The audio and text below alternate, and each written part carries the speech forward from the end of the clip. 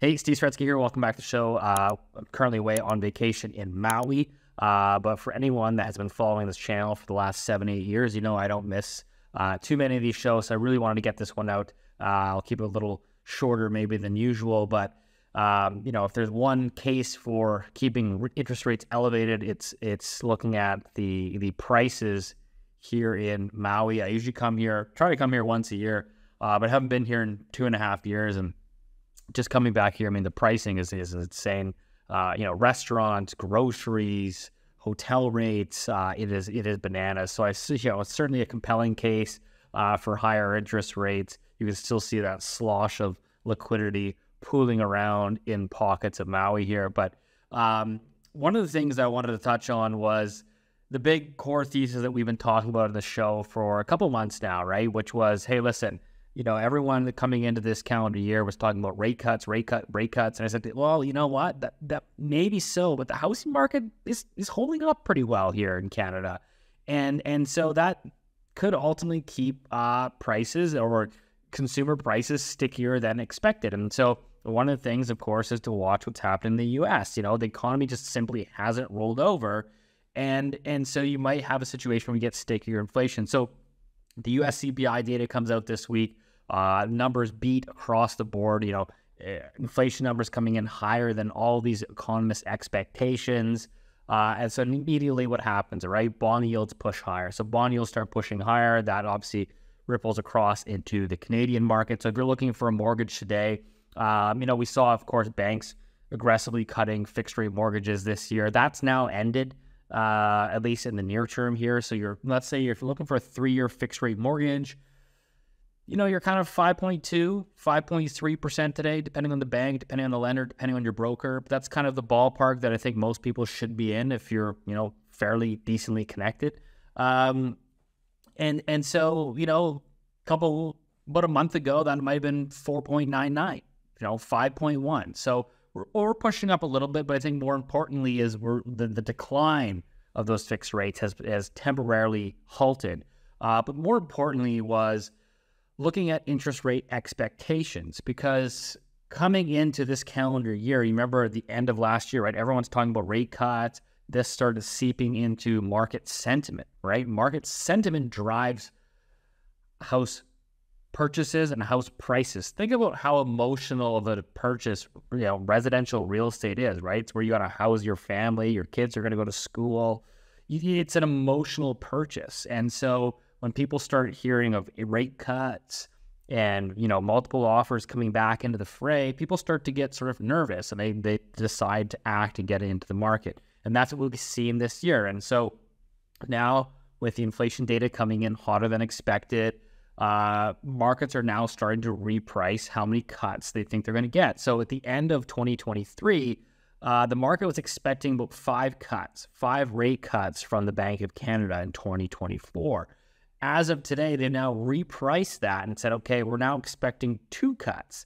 So 2 cuts, think about that. That's a pretty significant change, and that's going to continue to change with the volatility of the data that's coming through. But I think that in a scenario where you only get 2 rate cuts, there's going to be a lot of disappointed people that are renewing their mortgages or borrowers that just took on new variable rate mortgages, right? There's almost 60% of the mortgage market in Canada has not seen a mortgage payment increase, and that's predominantly because their mortgage has not come up for renewal. So if you've got a variable rate mortgage today or you're taking one out today, if you get 2 rate cuts from the Bank of Canada, it essentially means your variable rate mortgage is going to be about 6%. And so that's a tough pill to swallow for a lot of people. And so I think there's going to be some challenges with that.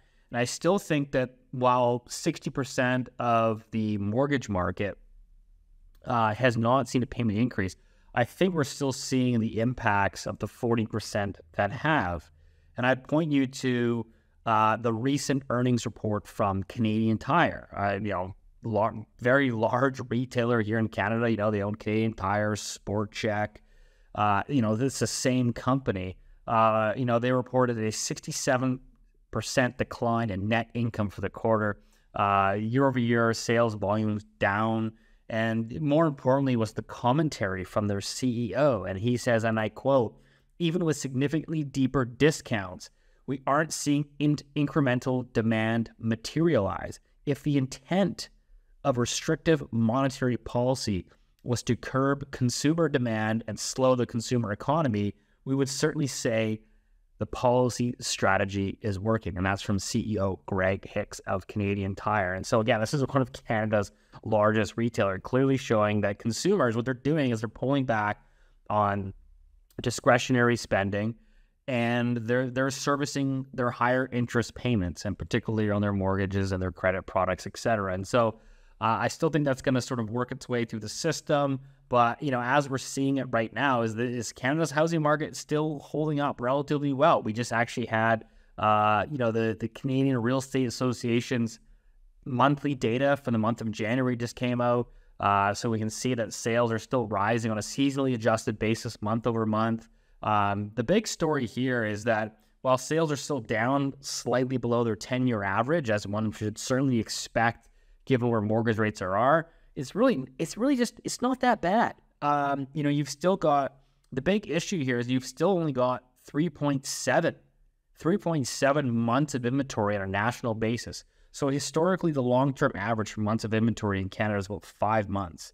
And so anyone that is looking, I think, in the housing market today, if you're a prospective buyer out there, I would love to hear your comments below. I think anyone can pretty much agree that inventory across the board is really not great. It kind of sucks. Like, there's not a lot of good product on the market. There's a lot of crap that's overpriced, and it's just not good product. I just think that people are actually out there looking for inventory. It's a market that is really starved for inventory. And again, that is what continues to ultimately, in my opinion, is supporting the price levels. And so, we've seen the MLS home price index. It's stabilized, right? It's up 0.4% on a year-over-year basis. And it's really little change since kind of the depths that we saw towards the end of 2022. Towards the end of 2022, we saw that home price index had bottomed, recovered in 2023, lost some of that steam. But in general, we've shaved off kind of the initial froth from the pandemic, right? We had that sort of sharp correction.